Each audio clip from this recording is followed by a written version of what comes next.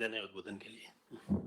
आदरणीय मुख्यमंत्री महोदय और प्रदेश अध्यक्ष महोदय, आप बोलेंगे पहले? आप बोलो। पहले डोटा से निवेदन है कि पहले उद्बोधन करें, बाद में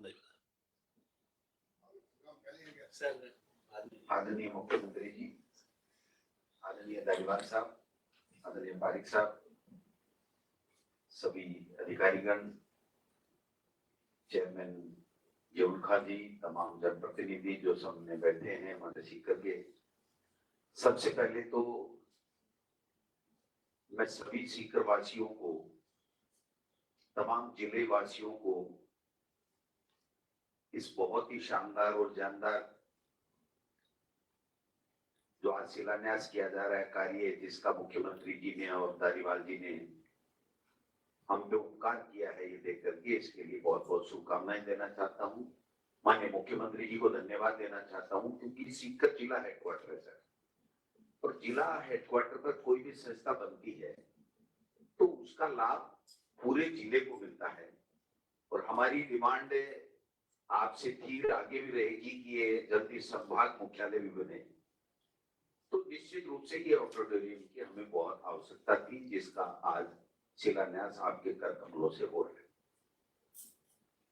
सीकर नाम नहीं होगी, ये श्रीकर है सर, और आपके लिए तो इतना शुभ है, हमारी कांग्रेस पार्टी के लिए इतना शुभ है कि 8 में से 8 मत मिले, और जिसके कारण से आज हमारी सरकार है, और सौभाग्य से आप हमारे मुख्यमंत्री हैं। हम ये चाहेंगे कि पुनः इसी प्रकार से पुनः हम सब लोग जीत करके आए और पुनः हमारी कांग्रेस की सरकार बने। सीकर में बहुत कुछ बजट दिया आपने, पारिक साहब का बहुत बड़ा योगदान रहा है, क्योंकि इनका अनुभव भी लंबा है, इनका विजन भी है, इनको सपने भी बहुत आते हैं और सपने को साकार करने में अपना पूरा दम भी लगाते हैं। हमें इनसे सीखने को मिलता है। सपने जागते में आते हैं सर, मुश्किल तो ये है, जागने में आते हैं और जागते सोते में आए तो खत्म हो जाते हैं, सोते में आए तो खत्म हो जाते हैं, जागते में सपने आते हैं। तो निश्चित रूप से हम भी चाहेंगे कि वो जागते सपने हैं। और जो सीकर की जो प्रमुख समस्याएं आपके द्वारा बजट देने के बावजूद भी अभी तक हमारे बीच में है, और हमें जनता में 1.25 और 1.5 साल के बीच में जाना पड़ेगा दोबारा, ये संवैधानिक व्यवस्था है। और उससे पहले जो बजट आपने दिया है, जो बजट घोषणा आपने की है, मैं तो इतना ही कहना चाहूंगा कि चाहे वो फतेहपुर रोड से झुंझुनू रोड पे बाईपास बनने का 28 करोड़ रुपए आपने बजट में घोषणा की है, 45 करोड़ रुपए आपने नवलगढ़ रोड के पुलिये की चौड़ाईकरण और नवलगढ़ रोड की सड़क के लिए चाहे घोषणा की है, दासा की ढाणी के रेलवे फाटक के ऊपर भी पुलिया स्वीकृत हो चुका है, भारत सरकार ने अपनी सहमति दे दी है पैसे देने की, वो प्रोजेक्ट भी आपके सबके सामने है। पानी की लिए भी आपने डीपीआईआर बनाने का निर्देश दे दिया है। तो मैं समझता हूँ कि ये 3-4 समस्याएं हमारे लिए बहुत बड़ी समस्याएं थी, लेकिन आपका आभार कि आपने बजट में इन तीनों चारों चीजों को समाहित करते हुए घोषणा कर दी। बल्कि घोषणा ही नहीं, उसके ऊपर काम भी शुरू हो गया। मैं आशा करता हूं, अपेक्षा करता हूं कि वो कार्य जल्दी से जल्दी आगे प्रगति में बढ़े। आपने मेडिकल कॉलेज दिया, हमारा हक था, चूरू चला गया बीजेपी के राज में, आपकी शुरुआत थी 8 से 13 में। पुणे मेडिकल कॉलेज जब आप आए तो आपने दिया, वहां पर हॉस्पिटल आपने 300 बेड का दिया, जो 150 करोड़ से ज्यादा का है, उसका भी शायद टेंडर प्रक्रिया पूरे हो चुकी है या अंतिम चरण में है, उसका शिलान्यास भी हम आपसे कराना चाहेंगे। और पारिक साहब का जो दिन में आया हुआ सपना था कि सीकर वाला पुराना हॉस्पिटल भी चमके, वो भी आपने सपना पूरा कर दिया, उसके लिए भी 40 करोड़ से ज्यादा का दे दिया, जिसका जिक्र अभी पारिक साहब कर रहे थे कि जल्दी हम वर्चुअल शिलान्यास कार्यक्रम कराना चाहेंगे। इसकी एक बात में मेरी आपत्ति है, बाकी आप सब कीजिए, अच्छा कर रहे हैं, शानदार कर रहे हैं, आपसे हमें भी सीख मिल रही है। ये वर्चुअल के बजाय हम सब चाहेंगे, तमाम आठों का आठों विधायक, कि आप पधारें और एक बड़ा कार्यक्रम हम जिला हेडक्वार्टर के ऊपर करें, और कर करके, क्योंकि जनता में इनकेस भी होना चाहिए। जो हमारे अच्छे काम हो रहे हैं वो इनकेस जब तक नहीं होंगे, जब तक जनता उसमें सहभागिता नहीं करेगी, तब तक मैं समझता हूं कि हम पॉलिटिकल पार्टी के लोग हैं और चुनाव में हम जाएंगे और चुनाव में जीतेंगे तभी हम सरकार में आएंगे। तो जब तक हम लोग इन बड़े बड़े जो बजट आप दे रहे हैं, जो बड़े बड़े तोहफे हमको दे रहे हैं, उनका जब तक हम लोग जनता को सम्मिलित करते हुए, जब तक कार्यक्रम के द्वारा बड़ा प्रोग्राम करके जनता को सहभागिता सुनिश्चित नहीं करेंगे, तब तक हमें वो पूरा लाभ नहीं मिल पाएगा जो पॉलिटिकली हम लेना चाहते हैं। सीकर के लोगों को तो भवन बनने से, अच्छी संस्थाएं बनने से बन जाएगा। तो ये मेरा एक अलग हट करके क्षमा चाहते हुए पारिक साहब से यह आग्रह रहेगा कि जब भी हम चाहे मेडिकल कॉलेज के हॉस्पिटल का करें, चाहे सीकर वाले का करें, चाहे पुलिया का करें, कोई भी कार्यक्रम जो आपको ठीक लगे, हम सब आपके पीछे खड़े हैं, उस कार्यक्रम को हम करें जिससे हम और ज्यादा लोगों को ये कह सके। निश्चित रूप से सीकर जयपुर के बाद में सबसे ज्यादा एक तरीके से प्रोग्रेसिव सिटी है, और एजुकेशन के मामले में हमारे और धारीवाल साहब के कंपटीशन चल रहा है, कौन आगे जाए ये देखने वाली बात है। लेकिन सही कह रहे थे पारिक साहब की 1.5 लाख बच्चे हमारे सीकर के अलावा अगर वहां पे रहते हैं तो निश्चित रूप से हमारे सबके लिए बहुत अच्छी बात है। हमारा व्यापार धंधा भी होता है, लोगों को मकान, किसी को किराया मिल जाता है, किसी की दुकान खुल जाती है, किसी का रेस्टोरेंट चल जाता है। सब व्यापार धंधा भी जैसे कोटा प्रोग्रेस किया है उसी तरीके से सीकर में भी हमको लाभ मिलता है। लेकिन मुझे थोड़ी सी व्यक्तिगत तकलीफ जरूर है कि मैं, नारायण सिंह जी, हम सब जिस रोड पे रहते हैं वहां पर ये जो पानी की समस्या है वो बजट स्वीकृति के बाद में भी अभी तक शुरू नहीं हुई। तो कई कारण रहे, वाजिब कारण रहे, लेकिन फिर भी हम चाहेंगे कि आपके सामने ये बात हो तो सब पे हम पे दबाव रहेगा कि हम जल्दी से जल्दी उस समस्या का समाधान भी करें। नवलगढ़ रोड, पिपराली रोड पर सीवरेज नहीं है सर। लक्ष्मणगढ़ 50,000 की आबादी का है और 50,000 की आबादी में आपने 2013 में 12 में जब आप लक्ष्मणगढ़ गए थे, मैंने मांगा और आपने सीवरेज दे दिया। लेकिन सीकर में नवलगढ़ और पिपराली रोड पे 40% से ज्यादा शहर की आबादी रहती है, और मैं ये कहूं तो कोई अतिशयोक्ति नहीं है, 50%।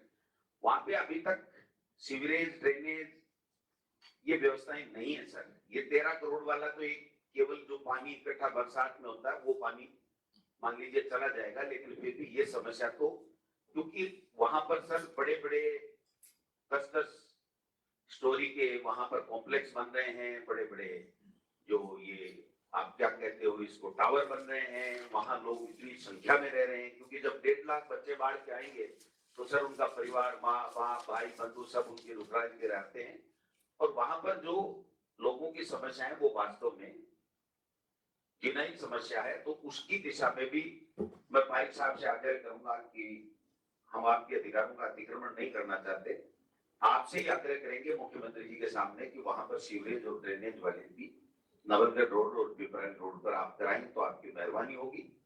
हम सब कंधे से कंधा मिलाकर के आपके नेतृत्व में सीकर शहर का विकास हो, पूरे जिले का विकास हो, ये पूरी चेष्टा करेंगे। और माननीय मुख्यमंत्री जी दिल खोल के दे रहे हैं तो हम सबको मिलकर के इनका वेलकम भी करना चाहिए, धन्यवाद भी करना चाहिए, और लाभ भी अवसर का उठाना चाहिए जो हम उठा ही रहे हैं। तो मैं तो आपको धन्यवाद देना चाहूंगा। हालांकि जिला प्रशासन ने और किसी ने मुझे याद नहीं किया, लेकिन आपने याद कर लिया तो मेरा आना फर्ज था। मेरे मुख्यमंत्री का आदेश में टाल नहीं सकता। मैं आया और मुझे अच्छा भी लगा कि वास्तव में अच्छी काम सीकर के लोगों के लिए हो रहा है।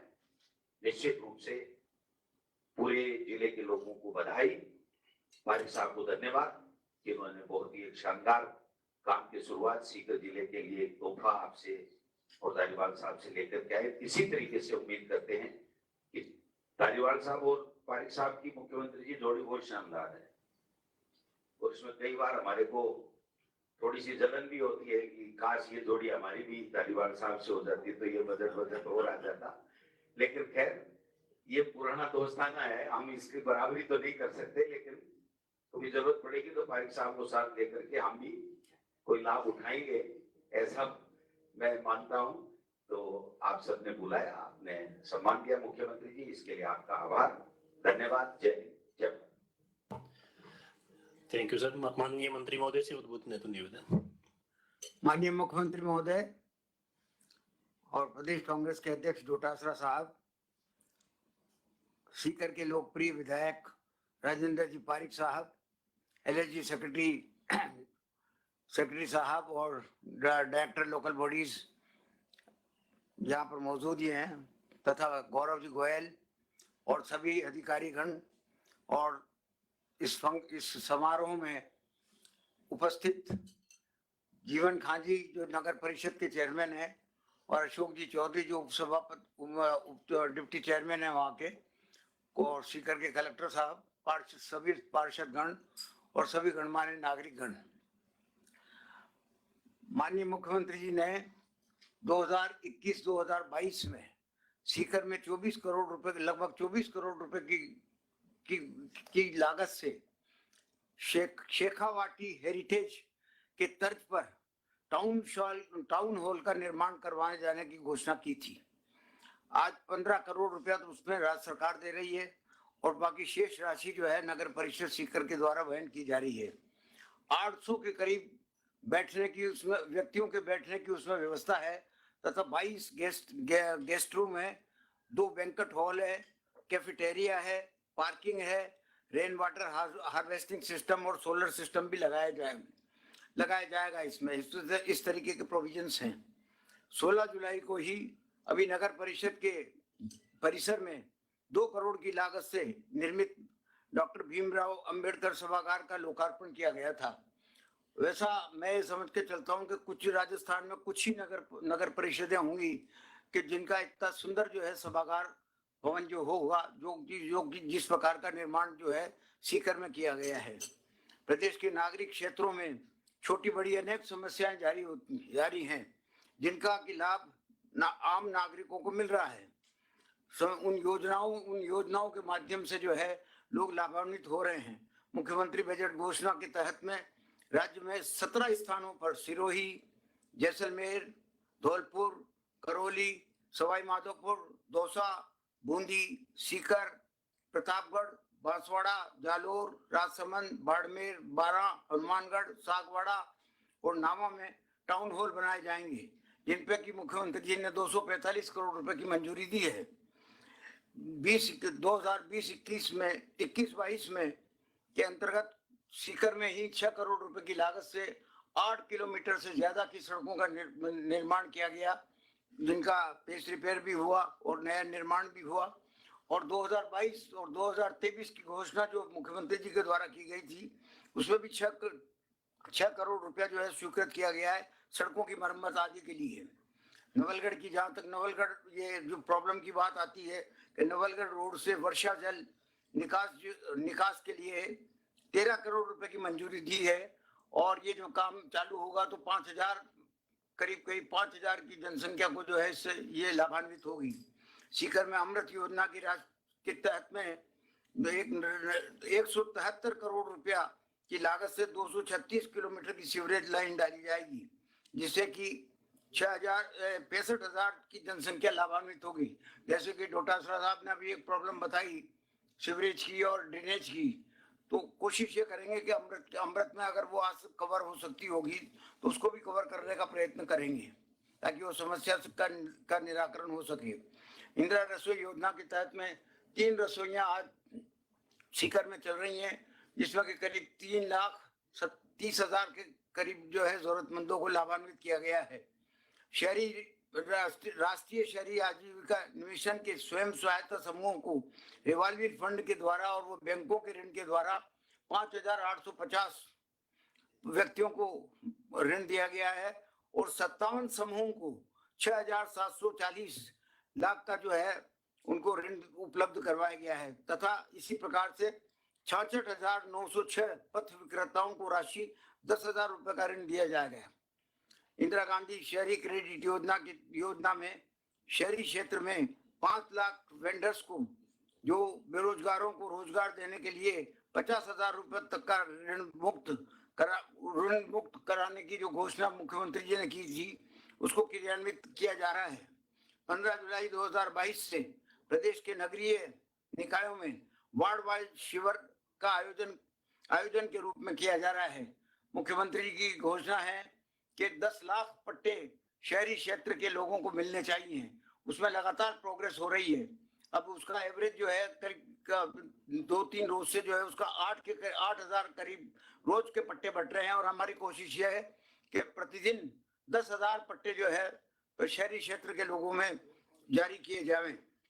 कृषि भूमि पर कॉलोनियों के नियमन की जाने के लिए कट ऑफ डेट 1999 से बढ़ा करके 2021 कर दी गई है।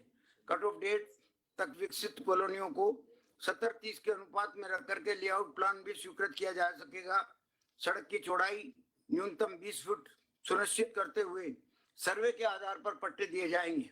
कच्ची बस्तियों के पट्टे की कट ऑफ डेट भी 2009 से बढ़ा करके 2021 कर दी गई है ताकि कच्ची बस्तियों में भी लोगों को जिनको पट्टे नहीं मिल पाए उनको अब पट्टे मिल सके। माननीय मुख्यमंत्री महोदय के नेतृत्व में प्रदेश में निरंतर प्रगतिशील है और निःशुल्क चिकित्सा सेवाएं चिरंजीव योजना 2004 के बाद राजकीय कर्मचारियों के लिए पेंशन जैसे बड़े बड़े निर्णय जो है मुख्यमंत्री जी के द्वारा लिए गए हैं जिनसे कि पूरे प्रदेश की जनता जो है लाभान्वित हो रही है, जिनका लाभ आम जन को भी प्राप्त होगा तथा आने वाले समय में आगे जो भी सर्विस में आएंगे उनको भी लाभ प्राप्त होगा।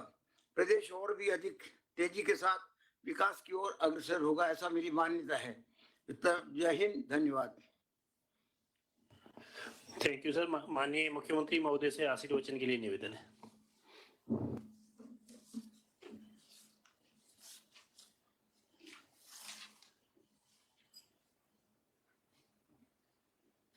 नगर विकास व आवासन स्वायत्त विभाग के मंत्री श्री संजय अग्रवाल साहब, माननीय हमारे अध्यक्ष व विधायक लक्ष्मणगढ़ गोविंद सिंह दोतारा जी, सीकर के लोकप्रिय विधायक व वरिष्ठ नेता हमारे साथी राजेंद्र पारिक साहब,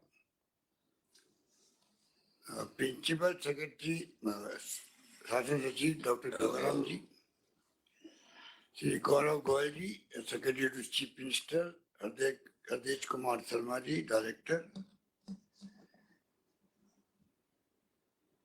नगर परिषद सीकर के अध्यक्ष जीवन खान साहब, उप सभापति अशोक चौधरी जी, जिला कलेक्टर अविचल चतुर्वेदी, तमाम अन्य उपस्थित भाई और बहनों, नौजवान साथी। कौन जिला कांग्रेस क्या नाम है? सुनीता गिटाल। सुनीता जी। हाँ, सुनीता जी। और जिला अध्यक्ष सुनीता जी और अन्य उपस्थित तमाम अतिथिगण, भाई और बहनों, नौजवान साथियों, बहुत लंबे अरसे से भाई साहब का आग्रह था कि आज जो कार्यक्रम हो रहा है जमनालाल बजाज ऑडिटोरियम का शिलान्यास का, एक बार प्रोग्राम बन भी गया था पर बाद में कुछ कारणों से संभव नहीं हो पाया। मुझे खुशी है कि जो अभी दोतारा जी कह रहे थे कि पारिक साहब ने समर्पित होकर लंबे अरसे से सीकर शहर की सेवा की है, अपने क्षेत्र की, और वो पीछे पड़े रहते हैं किस प्रकार से जो फैसले होते हैं उनको लागू करवाए जाए। किसी भी जनप्रतिनिधि के लिए बहुत ही अवसर होता है कि वो अपने क्षेत्र की पैरवी बहुत ही अच्छे ढंग से कर सके। लंबे अरसे से मेरा संबंध रहा सीकर से, जब कभी जाना होता बीकानेर भी तो सीकर होके जाते हैं और रुकते भी हैं। सीकरवासियों की भावनाएं लगातार हम तक पहुंचती भी है, पहुंचे भी गई है और सीकर में कोई कमी रहने नहीं दी गई है। जब जब मौका लगा है फैसले किए भी हैं। ऑडिटोरियम के बारे में अभी हरिवाली बता रहे थे आपको, 16-17 जगह पर ऑडिटोरियम बनेंगे। ये सरकार की नीति है कि हम चाहते हैं कि हर जिला मुख्यालय पर ऑडिटोरियम हो, टाउन हॉल हो, इंफ्रास्ट्रक्चर कैसे डेवलप हो, उसके दिशा में भी सरकार हमेशा प्रयत्नशील रही है। और उसी के अंतर्गत आप देखते हैं कि अभी जयपुर में कॉन्स्टिट्यूशन क्लब बन रहा है, ऑडिटोरियम बन रहा है उसका भी। जवाहरलाल इंस्टीट्यूट एरिया में भी एक ऑडिटोरियम बन रहा है, शासन सचिवालय में बन रहा है। बीकानेर में भी 3 दिन पहले ही वहाँ लोकार्पण करके आए, बहुत ही शानदार, करीब मेरे ख्याल 1200 कैपेसिटी का था ऑडिटोरियम, बहुत शानदार बनाया उन्होंने। तो इस प्रकार से कई जगह पर, जोधपुर में भी ऑडिटोरियम और कन्वेंशन सेंटर बन रहा है। ये सरकार की नीति भी है कि किस प्रकार से हम लोग वो सुविधाएं उपलब्ध करवाएं आम जनता को, जिनका विभिन्न क्षेत्र के लोगों द्वारा उपयोग हो सके। आज अगर ये सुविधा उपलब्ध होती है तो उससे आपके चाहे कुछ कल्चरल प्रोग्राम हो, चाहे कोई मीटिंग करनी हो, सेमिनार हो, तो एक बहुत बड़ी सुविधा मिलती है पूरे जिले वासियों को। और इसमें कोई दौरानी सीकर आज राजस्थान को तेज गति से विकास करता हुआ शहर के रूप में माना जाता है। अध्यक्ष जी ठीक कह रहे थे कि इनका कंपटीशन कोटा से है।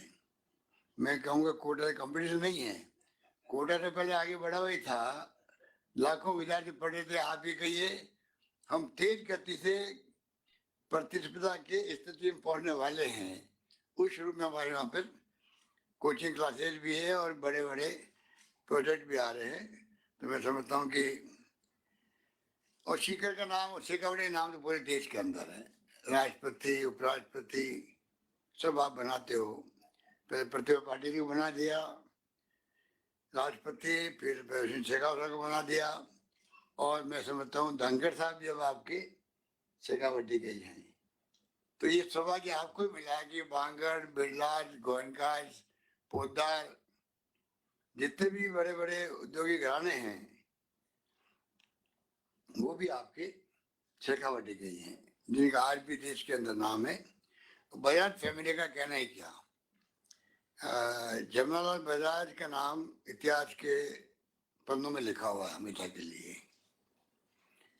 जो गांधी जी के साथ में रह के जो जिस प्रकार उन्होंने अपना को समर्पित किया, अवसर आया कि एक बार वो साबरमती आश्रम में जाके रहने लगे अपनी पत्नी के साथ में, तो उससे अंदाज कर सकते हो कि उस जमाने के अंदर जमनालाल बजाज वो आपके सीकर के हैं, जिनके नाम का रेस्टोरेंट बना है, ये बन रहा ऑडिटोरियम बन रहा है। वो इस प्रकार से जिस रूप में उन्होंने, मैंने कहा समर्पित किया का मायने है, मैं वर्धा में देख के आया उनका खुद का घर जहाँ पर निवास करते थे, जहाँ मंदिर बना हुआ है, और इतिहास में लिखा हुआ है कि उस मंदिर में उन्होंने उस जमाने में हरिजन प्रवेश करवाया था। तो वो संस्कार वो जमाने के थे जब गुलामी की जंजीरों में जकड़े हुए थे, और महात्मा गांधी की रहनुमाई के अंदर जिस प्रकार से पंडित जवाहरलाल नेहरू ने, सरदार पटेल ने, मौलाना आजाद ने, और उस वक्त भी बड़े बड़े नेता और भी थे, चाहे वो लोकमान्य तिलक थे या आपके अन्य जो नेता थे, गोपाल कृष्ण गोखले हो, लंबी फहरिस्त है। चंद्रशेखर भगत सिंह आजाद का नाम तो सबकी जबान पर है, सुभाष चंद्र बोस। लंबा संघर्ष चला और हम लोग आखिर में आजाद हो गए। आज हम 75 साल मना रहे हैं आजादी के, और 75 साल के अंदर अभी प्रोग्राम कई बनाए गए, भारत सरकार के द्वारा बनाए गए हैं, और राजस्थान सरकार भी प्रोग्राम बना रही है।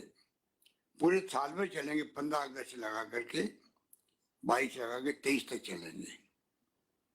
ये एक ऐसा अवसर है जो हम लोग नई पीढ़ी को बता सकते हैं। हमारे उन लोगों ने जो आज हमारे बीच में बहुत कम बचे हैं फ्रीडम फाइटर के रूप में, उनका योगदान कितना बड़ा था मुल्क की आज़ादी के अंदर। और जब मुल्क आज़ाद हुआ 47 में, आज 75 साल में जो सफर तय किया है, वो सफर अपना आप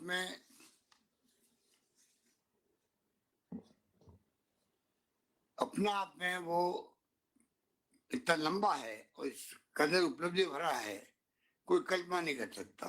जो इंटेलेक्चुअल है, पढ़े लिखे हैं, जानते हैं, पढ़ते हैं, समझते हैं, या बुजुर्ग बैठे हुए हमारे बीच में, वो जानते हैं कि आजादी के वक्त क्या था देश के अंदर। ना शिक्षा, ना स्वास्थ्य, ना सड़कें, ना पानी, ना बिजली, ना सोशल सिक्योरिटी की कल्पना नहीं कर सकते थे। आज तो बढ़ चढ़ करके सब काम हो रहे हैं, और जो कुछ हो रहा है देश के अंदर सभी क्षेत्रों में प्रगति कर रही है। इस पर हमें गर्व है। मैंने भारत सरकार के हमारे अभी कल परसों ही गृह मंत्री जी ने वीसी करी थी, तब भी मैंने देखा कि प्रोग्राम बन रहे हैं। तो प्रोग्राम बनने के साथ साथ में जब तक आप बताओगे नहीं देशवासियों को कि कितना बड़ा जंप हमने किया है दुनिया के मुल्कों के साथ के अंदर, तब जाके उनको गर्व का एहसास होगा, और तब घर घर तिरंगा झंडा लगाने की बात हम कर रहे हैं, वो कामयाब होगा। उसके पहले माहौल बनाना बहुत आवश्यक है। राजस्थान सरकार भी पूरा सहयोग करेगी, हर घर तक के झंडा पहुंचे, किस प्रकार से ये घर महसूस करे हर परिवार। पर इसमें मैं गैप देखता हूँ, जो मैं उम्मीद करता हूँ कि भारत सरकार आगे आएगी और जो उपलब्धि हमारी है उसको बताने में भी कोई संकोच नहीं करेगी। इसमें कोई राजनीति नहीं होनी चाहिए। अगर वास्तव में आप चाहते हो कि आपका 75th ईयर जो है वो सेलिब्रेट हो, तो फिर आपको देश का जो माहौल है, हिंदू, मुस्लिम, सिख, ईसाई, फारसी, जैन जो भी है, सब हम लोग किस प्रकार प्यार से, मोहब्बत से, भाईचारे से, सद्भाव में रहें, और सब मिलके कैसे हम लोग देश को एक व अखंड रखें, कैसे आगे बढ़ाने के लिए काम करें। गुड गवर्नेंस देवे सरकारें, चाहे किसी पार्टी की हो, गुड गवर्नेंस से ही आम आदमी को सुविधाएं मिलती है, परेशानियां कम होती है, विकास होता है। तो कहने को बहुत सारी बातें हैं। मैं इस मौके पर ही कहना चाहूंगा कि राजस्थान के अंदर भी हमने जो पेश किए, बजट पेश किए हैं, योजना बनाई है, वो लाजवाब है। जो चिकित्सा के क्षेत्र में वो चिरंजीवी योजना, चाहे किसानों के लिए हमने कई तरह की छूट दी है, किसानों के लिए अलग बजट पेश किया है। अब मैंने घोषणा करी कि अगला बजट जो हमारा होगा वो युवाओं को और छात्रों को समर्पित होगा। और मैंने कहा है कि पूरे प्रदेश के अंदर जो आम जनता, युवा, छात्र जो भी सुझाव देंगे हमें युवाओं के लिए और छात्रों के लिए, उसको हम समावेश करने का प्रयास करेंगे। एक शानदार बजट, अगला बजट भी पेश करें हम लोग, जिससे कि नई पीढ़ी को एक अवसर मिल सके, उसका कॉन्फिडेंस बढ़ सके, देश के नवनिर्माण के अंदर वो भी भागीदारी हो सके। यही मैं समझता हूँ अमृत महोत्सव की जो हम बात कर रहे हैं वो तभी कामयाब होगा, तब हम इस प्रकार का माहौल बनाने में कामयाब होंगे, ये मेरा मानना है। बाकी तो मैं समझता हूँ कि सरकार तो फैसले की जा रही है। कोचिंग क्लासेज में बच्चे जो गरीब हैं, फीस नहीं दे सकते हैं, करीब 15,000 बच्चों को हम लोग सुविधा दे रहे हैं। 200 बच्चों, छात्रों को विदेश में पढ़ने के लिए पूरा खर्चा सरकार देगी, वो हमने घोषणा करी है। 40 बच्चे जा चुके हैं। तो कमी नहीं रख रहे हैं कि क्या क्या राजस्थान में हो सकती है। नौकरियां तो सिक्योरिटी वाले बहुत ज्यादा ही उसमें रुचि रखते हैं। 1,25,000 नौकरी हम दे चुके हैं, और 1.5 लाख प्रक्रियाधीन है। आज की तारीख में, अभी 15-20 दिन पहले 1.25 लाख थी। आज की तारीख में कल रात को मैंने चर्चा करी है फाइनेंस सेक्रेटरी से, 1.5 लाख प्रक्रियाधीन चल रही नौकरी है राजस्थान के अंदर, और 1 लाख के अतिरिक्त पदों को मैंने 22-23 के अंदर कहा था कि हम नई शुरुआत करेंगे। ये काफी कुछ किया गया है राजस्थान में। ये पेपर लीक हो जाते हैं, नकल मारने में युवा जो आजकल कुछ लोग गैंग बना लेते हैं, उनका इलाज किया गया। पहली बार देश के अंदर कोई राज्य है जहां पर हम लोगों ने उनको जेल में डाला है और कड़ी कार्रवाई करी है, ये भी पहली बार हुआ है। बाकी जो है ओपीएस लागू कर दी कर्मचारियों के लिए भी, पूरे देश के अंदर स्वागत हो रहा उसका। पर्यटन उद्योग बहुत बड़ा उद्योग है आपके, शेखावटी के लिए भी उसको उद्योग का दर्जा दे दिया। ये एक ऐतिहासिक फैसला जो 40-50 साल से मांग की जा रही थी उसकी। तो ये माहौल जो बन रहा है आपके यहाँ, उसके माध्यम से मैं समझता हूँ कि ये जो स्टेडियम बनते हैं या ऑडिटोरियम बनते हैं, इसका बड़ा समाज में महत्व होता है। हम चाहते हैं हर पंचायत समिति के हेडक्वार्टर पर स्टेडियम बने, हर जिले में टाउन हॉल या ऑडिटोरियम बने, धीरे धीरे बड़े कस्बे तक जाएंगे। तो राजस्थान में इंफ्रास्ट्रक्चर में राजस्थान पीछे नहीं रहे देश के अंदर। ये सरकार का सोच है, आप सबके सहयोग से, आप सबकी दुआओं से हम लोग इसमें कामयाब होंगे। आज ये मुबारक मौका है जब एक नई विकास की कड़ी जुड़ने जा रही है आपके यहाँ। मैं उम्मीद करता हूँ कि जो ठेकेदार होंगे वो इस ऑडिटोरियम को टाइम बाउंड पूरा करेंगे, क्योंकि टेंडर होना एक बात है, वर्ग का आदेश देना दूसरी बात है, शिलान्यास होना तीसरी बात है। बस सबसे महत्वपूर्ण बात होती है कि वो समय पर पूरा हो जाए, लाभ मिलने लग जाए। मैं उम्मीद करता हूँ कि जिला प्रशासन इसको और नगर निगम, नगर परिषद पूरी मॉनिटरिंग करके इस काम को करवाएंगे। बाकी जो सुझाव दिए आपने विकास के बारे में कि आप मांगते मांगते नहीं थकेंगे और मैं देता नहीं थकूंगा, ये जुमला बन गया राजस्थान के अंदर। ये मैंने एमएलए को कहा है कि भाई आप जितने अपने क्षेत्र के विकास के लिए बात करोगे वो कभी मना नहीं करेंगे। जुमला नहीं, हकीकत बन गया सर। मना नहीं करेंगे। मोदी जी वाला 15 लाख वाला था। पर ये मैंने कहा है, इसमें कोई दोहरा नहीं। पर अब आपको ही मांगते हुए आपको खुद को जो है एहसास करेंगे आप लोग कि कौन सी चीज मांगना प्रायोरिटी के लिए। जो